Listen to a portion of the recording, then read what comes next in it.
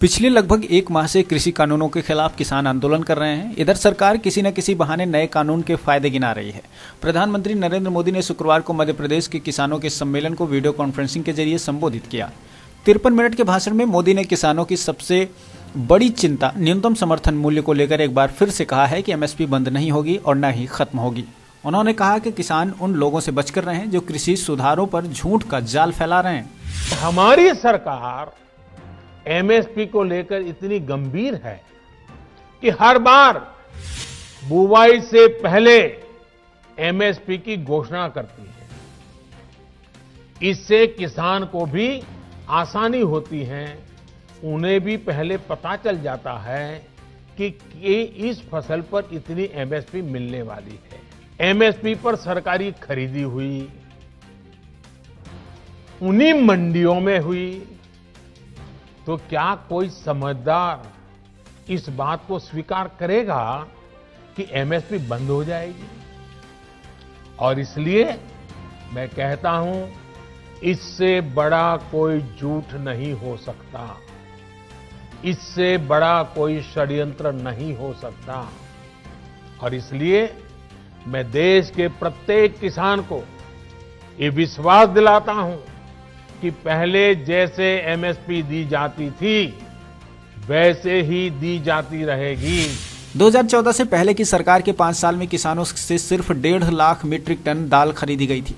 हमने किसानों को दाल की पैदावार के लिए प्रोत्साहित किया। हमने 112 लाख मीट्रिक टन दाल खरीदी है। हालत ये थी कि 2014 से पहले के 5 साल, उनके 5 साल, उन्होंने सिर्फ 1.5 लाख मीट्रिक टन दाल ही किसानों से खरीदी।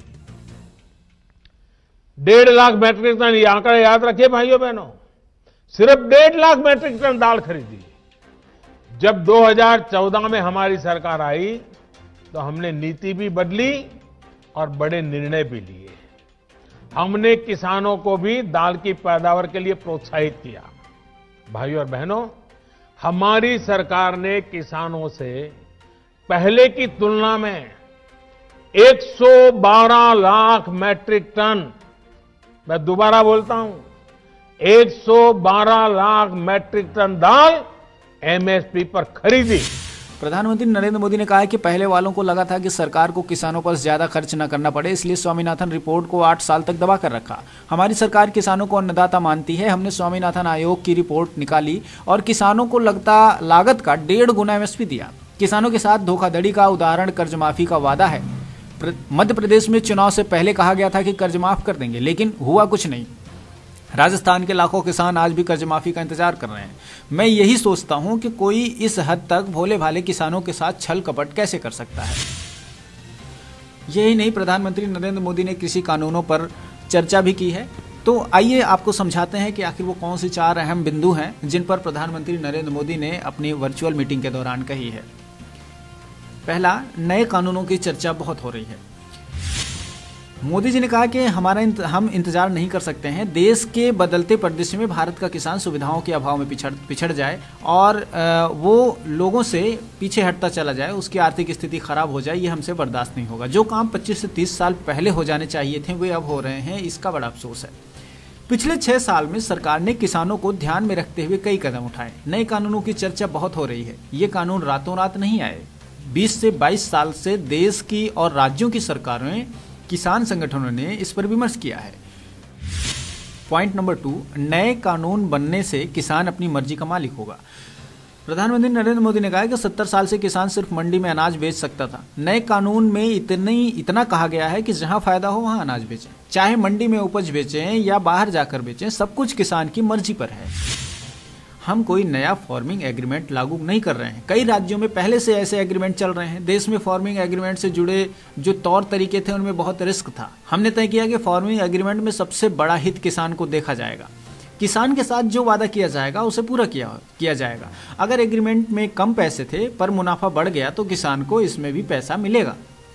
पॉइंट नंबर 4, कृषि सुधारों पर शक की कोई वजह नहीं। नरेंद्र मोदी ने कहा कि हम अन्नदाता को ऊर्जादाता बनाना चाहते हैं और उसी दिशा में काम करें। मधुमक्खी, पशु और मछली पालन को महत्व दे रहे हैं। पहले 76,000 टन शहद का उत्पादन होता था, आज 1.7 लाख टन शहद का उत्पादन हो रहा है।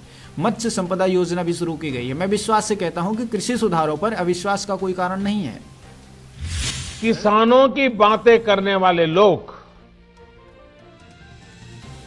आज झूठे आंसू बहाने वाले लोग कितने निर्दयी हैं, इसका बहुत बड़ा सबूत है स्वामीनाथन कमेटी की रिपोर्ट।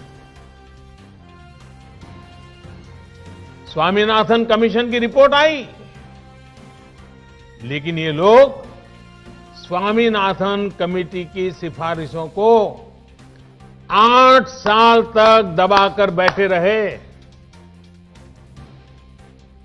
किसान आंदोलन करते थे, प्रदर्शन करते थे, लेकिन इन लोगों के पेट का पानी नहीं लिहला।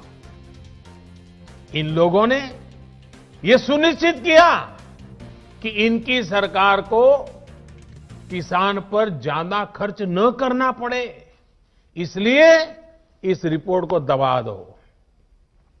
इनके लिए किसान देश की शान नहीं, इन्होंने अपनी राजनीति बढ़ाने के लिए किसान का समय समय पर इस्तेमाल किया है, जबकि किसानों के लिए संवेदनशील, किसानों के लिए समर्पित हमारी सरकार किसानों को अन्नदाता मानती है।